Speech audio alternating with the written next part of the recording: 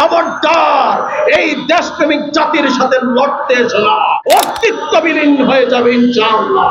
তো পার করা যাবে না।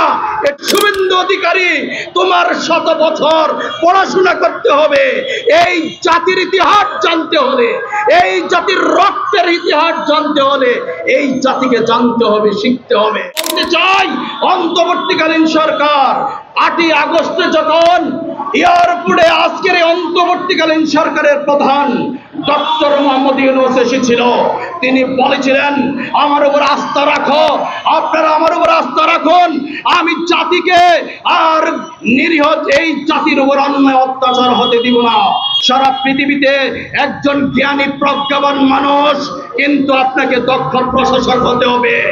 আজকের এই জনগণ জনগণের ভাষা না বুঝার কারণে রক্ত দিয়ে বিদায় করেছে। আমার চালের দাম বাড়ার জন্য না, আমার দ্রব্যমূল্য দাম বাড়া আমরা দেখতে চাই না।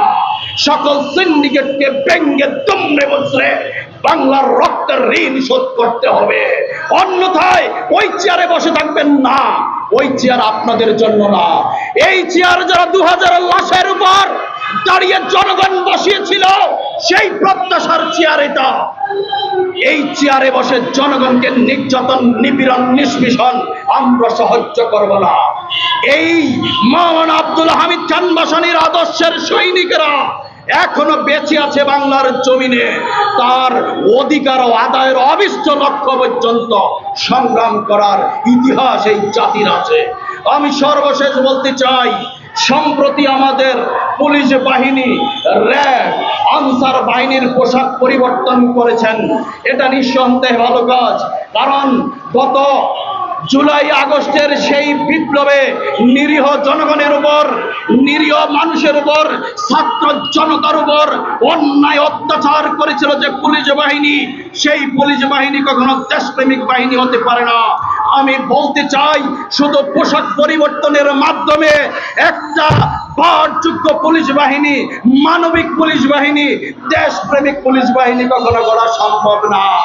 তার জন্য দরকার চরিত্রের পরিবর্তন, তার জন্য দরকার আদর্শের পরিবর্তন। আমি অন্তর্বর্তীকালীন সরকারকে বলতে চাই, আপনাদের উদ্দেশ্যে গণমানুষের সরকার আপনারা, এদেশের গণমানুষের চাহিদায় অনুযায়ী আপনারা অধিষ্ঠিত হয়েছেন অন্তর্বর্তীকালীন সরকারে। আমরা প্রত্যেকটি পুলিশ বাহিনীর সদস্যকে, প্রত্যেকটি পুলিশ বাহিনীর সদস্যকে 1 মাস করে ট্রেনিং দেন, নৈতিক শিক্ষা, ধর্মীয় শিক্ষা, দেশপ্রেমের শিক্ষা। তাহলেই আগামী দিনে একটা মানবিক পুলিশ বাহিনী তৈরি হবে, একটা আদর্শিক পুলিশ বাহিনী তৈরি হবে। তাদেরকে 1 মাস প্রশিক্ষণ দেন যে সুদ খেলে কি হবে, দুর্নীতি করলে কি হবে, অন্যায় করলে কি হবে, জুলুম করলে কি হবে, অত্যাচার করলে কি হবে। যতক্ষণ পর্যন্ত তারা মানবিক পুলিশ না হবে, ততদিন পর্যন্ত মানবিক রাষ্ট্র প্রতিষ্ঠা হবে না।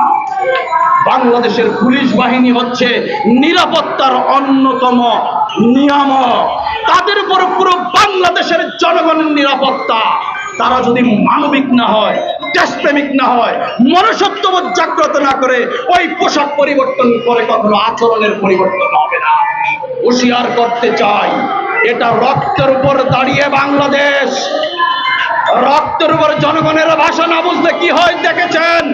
দুপুরবেলা গণভবনে রান্না হয়েছিল, সেই রান্না খেতে পারেননি, এটাই ইতিহাস। জনগণের ভাষা বুঝতে হবে, জনগণের ভাষা বুঝলে তাহলেই আপনারা জনগণের ইতিহাস হয়ে থাকবেন, অন্যথায় আস্থা করে নিক্ষেপ হবেন।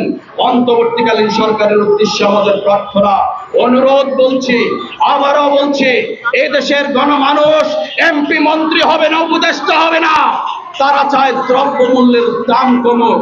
চালের দাম বেড়েছে বস্তা প্রতি 200 থেকে 300 টাকা, এটা মানা যায় না।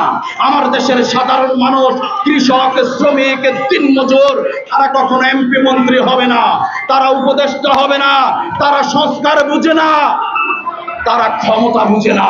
তারা চায় খেয়ে বেছে কম দামে মোটা কাপড় মোটা চাল খেয়ে বেঁচে থাকতে, সেই অধিকার যখন হরণ করে তখন তারা গণবিদ্বেষী হিসাবে পৃথিবীর ইতিহাসে আস্থা করে নিক্ষিপ্ত হয়।